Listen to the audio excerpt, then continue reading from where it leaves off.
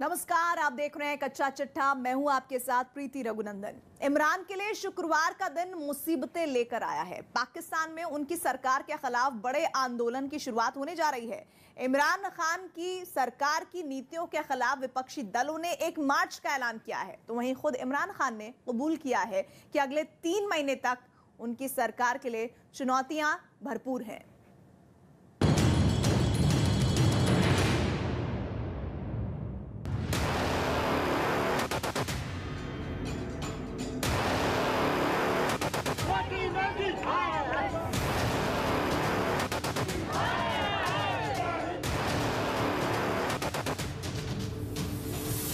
मैंने 5 किलो आटा खरीदा, 1 किलो चीनी खरीदी, पत्ती और ऑयल भी मैंने खरीदा था, लेकिन वो मेरे बजट से ज़्यादा जा रहा था, इसलिए मैंने वो माइनस करवा दिया। कहते हैं हमारी हुकूमत के अगले 3 माह इंतहाई अहम है। 24 घंटे में रोजाना सिर्फ चंद घंटे गैस मिल सकेगी। लोगों का नौकरी भी चला गया और घर भी उजाड़ गया। महंगाई रोज बरोज बढ़ता जा रहा है। 3 महीने में होगी इमरान की छुट्टी। नियाजी पर भारी जनवरी और फरवरी।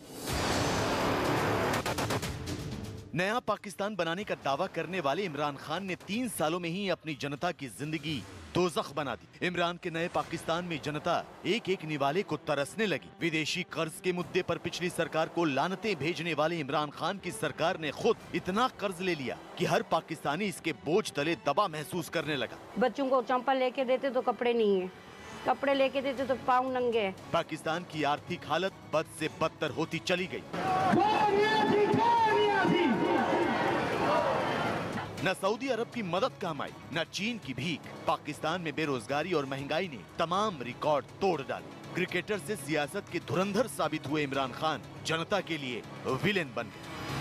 नवाज शरीफ ने खाया, जरदारी ने खाया, सब ने खाया। इमरान खान भी खा रहा है। नया पाकिस्तान क्या बनेगा? तूने तो उल्टा कर डाला है। तो हमसे बिल्कुल नीचे का तबका है, वो गुर्बत की लकीर से नीचे आ गया है और गुजारा लोगों का बड़ी मुश्किल। जो 1 टाइम खाना खाते थे वो आधी रोटी पे आ गए, जो 2 टाइम खाते थे वो 1 टाइम खा रहे हैं।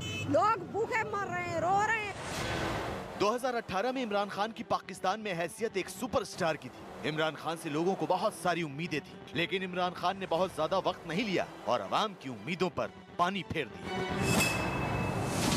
पाकिस्तान के अखबार डॉन की रिपोर्ट के मुताबिक पाकिस्तान के अधिकांश परिवार अपनी आधी से अधिक आय भोजन पर खर्च करते हैं, जबकि परिवहन, पेट्रोल, बिजली और अप्रत्यक्ष करों की बढ़ती लागत ने भूख, गरीबी और कुपोषण में इजाफा कर दिया है। विश्व बैंक की माने तो 20 लाख से ज्यादा लोगों के गरीबी रेखा से नीचे आने के बाद पाकिस्तान में गरीबी 2020 में 4.4% से बढ़कर 5.4% हो गई थी। विश्व बैंक ने अनुमान लगाया कि पाकिस्तान में गरीबी अनुपात 2020-21 में 39.3% था और 2021-22 में 39.2% रहने का अनुमान है।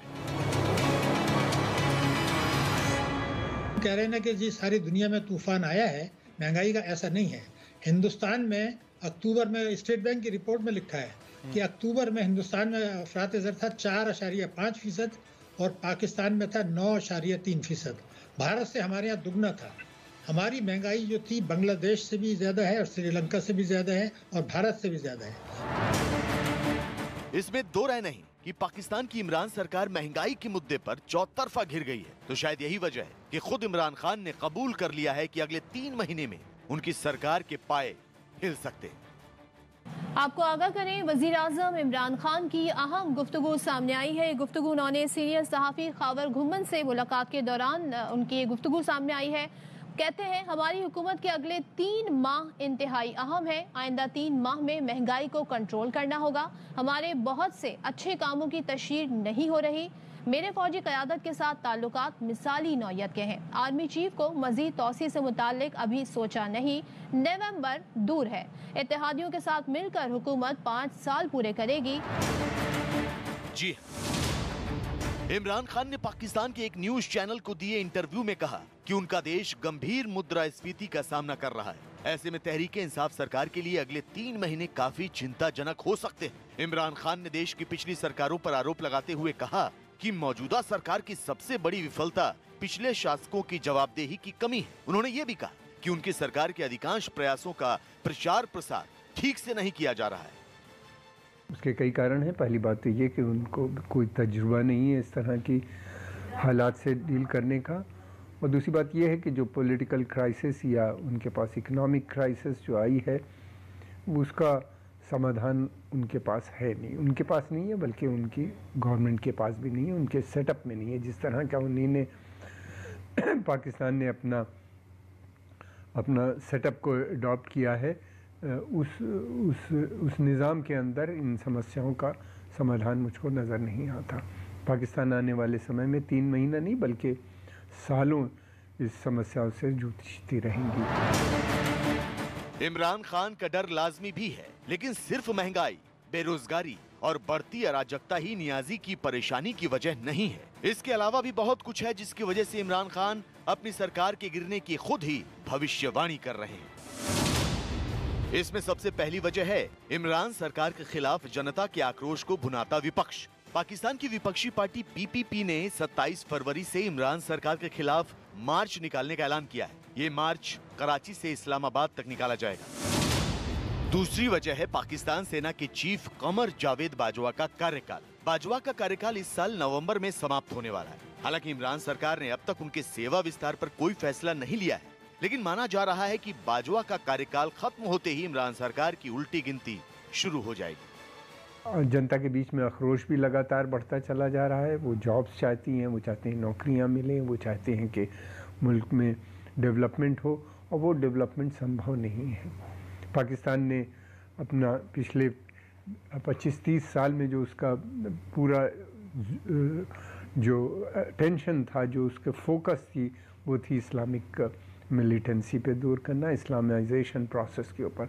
उसमें उसको कामयाबी मिल गई, लेकिन इस्लामिक जो उसका एजेंडा है उसमें डेवलपमेंट कहीं भी नहीं था। बगैर डेवलपमेंट के जिस तरह की आइडियोलॉजी उन्हीं ने अडॉप्ट की, उसमें उस आइडियोलॉजी में डेवलपमेंट कोई फैक्टर नहीं बनता। इमरान खान को एहसास हो चुका है कि उनका सिंहासन हिल रहा है। इमरान खान को एहसास हो चुका है कि बतौर प्रधानमंत्री उनके दिन लदने वाले। जनता का आक्रोश, विपक्ष का विरोध, बाजवा का खत्म होता कार्यकाल और नवाज शरीफ की देश वापसी उनके लिए गले की हड्डी साबित होने वाली है।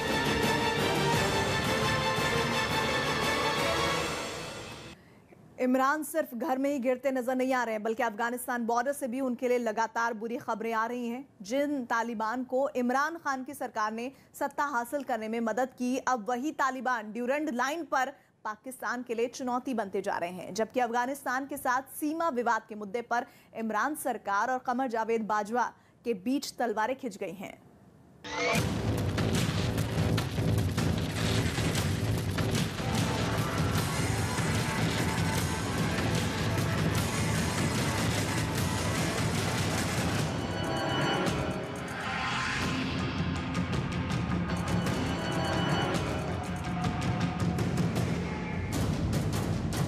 सीमा पर तारबंदी के मुद्दे को लेकर अफगानिस्तान और पाकिस्तान के बीच जारी तनाव बढ़ता ही जा रहा है। अफगानिस्तान में तालिबान को सत्ता तक पहुंचने में मदद करने वाले पाकिस्तान को ही तालिबान अब आंख दिखाने लगे हैं। तालिबान ने पाकिस्तान को चेतावनी देते हुए कहा है कि वो ड्यूरेंड लाइन पर उसे बाड़ नहीं लगाने देंगे। तालिबान के कमांडर मावल्लवी सनाउल्लाह सानगिन ने कहा है कि हम कभी भी और किसी भी तरह से बाउंड्री नहीं बनाने देंगे। पाकिस्तान ने पहले जो भी किया था वो कर लिया, लेकिन अब हम उन्हें ऐसा कुछ भी करने नहीं देंगे। अब यहाँ कोई भी तारबंदी नहीं हो पाएगी। तालिबान का ये आक्रामक अंदाज साबित करने के लिए काफी है कि सीमा विवाद को लेकर पाकिस्तान और अफगानिस्तान के बीच स्थिति कितनी तनावपूर्ण हो चुकी है। हाल ही में एक वीडियो भी सामने आया था जिसमें तालिबान के लड़ाके सीमा पर पाकिस्तान के तारबंदी को उखाड़ते हुए नजर आ रहे थे। इन लड़ाकों के सरगना ने कहा था कि उन्हें ड्यूरेंड लाइन स्वीकार नहीं है। तालिबान ने तो पाकिस्तान को युद्ध की धमकी तक दी थी, जिसके बाद से ऐसा अंदेशा जताया जाने लगा कि आने वाले दिनों में सीमा को लेकर पाकिस्तान और तालिबान के बीच बहुत बड़ा विवाद हो सकता है। पाकिस्तान और अफगानिस्तान के बीच में ड्यूरेंड लाइन कभी भी एक्सेप्टेबल नहीं करेगा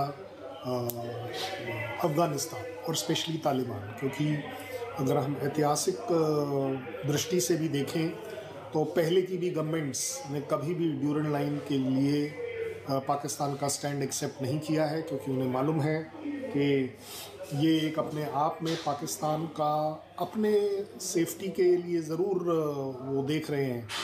लेकिन अगर जिस तरीके के हितैषी पाकिस्तान बनते हैं अफ़गानिस्तान के लिए, तो क्यों आप डिमार्केट करना चाहते हैं?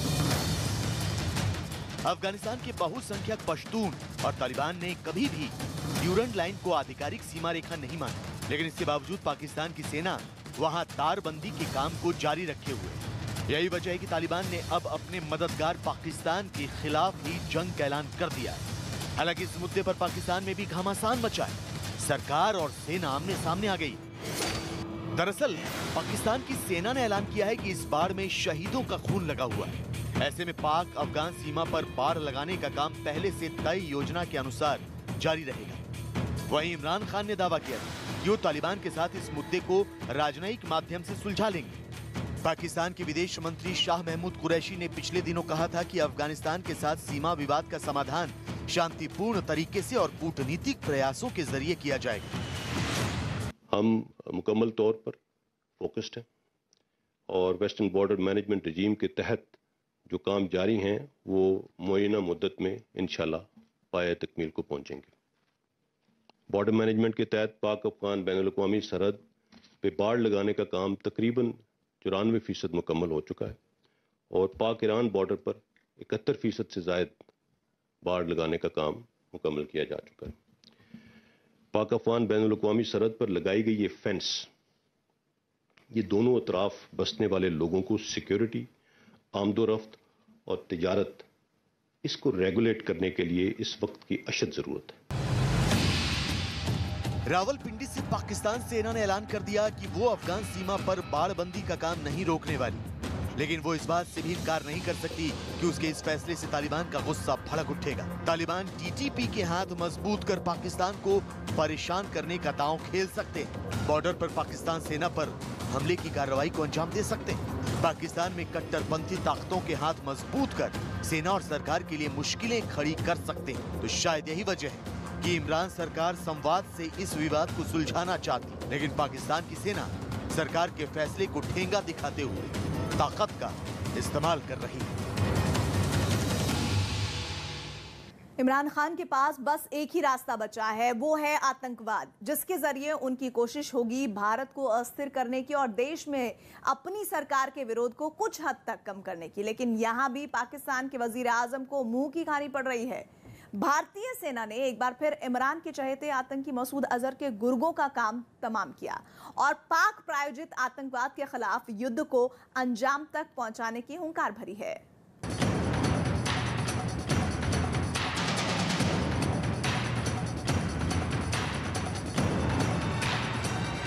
आज की मिला के गया सामने 11 आएगा।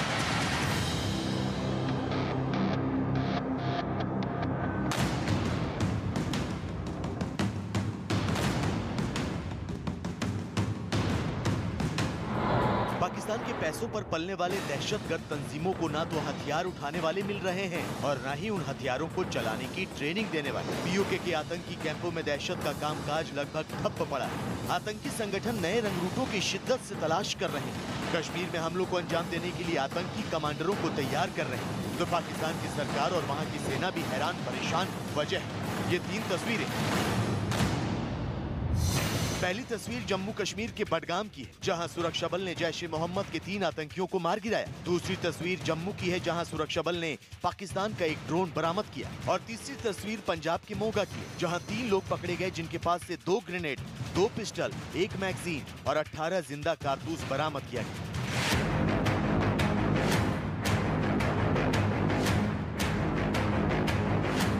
बात करें जम्मू कश्मीर की, तो सुरक्षा बल ने आतंकवाद के खिलाफ आक्रामक रणनीति अख्तियार कर रखी है। पाकिस्तान समर्थित आतंकी संगठनों के खिलाफ सेना, अर्धसैनिक बल और जम्मू कश्मीर पुलिस ने बड़े पैमाने पर ऑपरेशन छेड़ रखा है। और इसी ऑपरेशन का नतीजा है कि बडगाम में इमरान के चहेते मसूद अजहर को एक बार फिर तगड़ा झटका लगा। बडगाम में सीआरपीएफ और जम्मू कश्मीर पुलिस ने एक ज्वाइंट ऑपरेशन में जैश-ए-मोहम्मद के 3 आतंकियों को ढेर कर दिया। मारे गए आतंकियों के पास से 3 AK-47 राइफल और भारी मात्रा में गोला बारूद बरामद हुआ है। मारे गए तीनों आतंकी जम्मू कश्मीर में आम नागरिकों की हत्या में शामिल थे। बडगाम एसएसपी को खबर मिला था कि चरोड़ा एरिया में करालपुरा जगह है, वहाँ पर जैश-ए-मोहम्मद के 3 टेररिस्ट छिपे हुए। आर्मी पुलिस मिलकर कॉर्डन डाला, फायरिंग शुरू हो गया। उसके बाद सीआरपी भी ज्वाइन की और रात भर इनकाउंटर चला और आज मॉर्निंग में 3 टेररिस्ट जैश-ए-मोहम्मद का मारा गया, जिसमें एक सिटी का है डंगपुरा नौगांव का वसीम बहुत सारे सिविलियन किलिंग में इन्वॉल्व था, जैसा हम सब जानते हैं। उसके साथ 2 टेररिस्ट और मारे गए, मोस्ट प्रोबेबली दोनों एफटी है। इस साल 1 जनवरी से अब तक जम्मू कश्मीर में सिर्फ 7 दिनों में 11 आतंकी सुरक्षा बल के हाथों मारे जा चुके हैं। इनमें जैश-ए-मोहम्मद, लश्कर-ए-तैयबा और टीआरएफ के कुछ वांटेड आतंकी भी शामिल। तो शायद यही वजह कि अब आतंक के आका पाकिस्तान सेना और सरकार से पहले के मुकाबले ज्यादा मदद की मांग करने लगे, जो कि आर्थिक बदहाली की वजह से पाकिस्तान अब इन आतंकी संगठनों की मदद पहले की तरह नहीं कर पा रहा। लिहाजा दहशतगर्द तंजीमों की इस बाबत नाराजगी भी बढ़ती जा रही है। पाकिस्तान में सिर्फ इमरान खान की सरकार नहीं, सक्सेसिव गवर्नमेंट्स पाकिस्तान का एक तरीके से वजूद ही इस बात पर है कि वो किसी भी तरह कश्मीर को बॉइलिंग पॉट पर रखें और टेररिज्म अपने आप में वहाँ पर चलती रहे। और जिस तरीके से टेररिज्म कम हो रही है और ख़त्म हो जाएगी, तो मुझे लगता है पाकिस्तान गवर्नमेंट के पास बोलने के लिए बचेगा क्या, क्योंकि अभी तो वो सिर्फ हेट के ऊपर, हेट इंडिया जो पॉलिसी है उसके अंतर्गत काम कर रहे हैं। अब यहाँ आपके लिए ये समझना भी जरूरी है कि आतंकी संगठन अगर पाकिस्तान की हुकूमत और सेना से नाराज हुए तो उसका क्या अंजाम होगा। अगर पाकिस्तान आतंकियों की मदद करने में कहीं भी चूका तो आतंकी पाकिस्तान के खिलाफ भी हथियार उठा सकते हैं। पाकिस्तान में शरिया राज की स्थापना के लिए जिहाद छेड़ सकते हैं। पाकिस्तान की सरकार को उखाड़ फेंक सकते हैं। पाकिस्तान की सेना को अपने पाले में कर सकते हैं, क्योंकि सेना में ज्यादातर अधिकारी और जवान आतंकियों से हमदर्दी रखते हैं। पाकिस्तान के परमाणु हथियारों के जखीरे पर आतंकी कब्जा कर सकते हैं। यही नहीं, पाकिस्तान को गृह युद्ध की आग में धकेल सकते हैं। घर में परेशान, बॉर्डर पर परेशान और अब आतंकियों की टेंशन ने इमरान खान की नींद उड़ा रखी है। जिस आतंकवाद को पाकिस्तान ने पाला पोसा, उसी के बिदकने का डर इमरान खान को सोने नहीं दे रहा, क्योंकि इमरान को भी पता है कि कट्टरपंथ और आतंकवाद का रिश्ता क्या है। वही कट्टरपंथ जिसके हिमायती वो खुद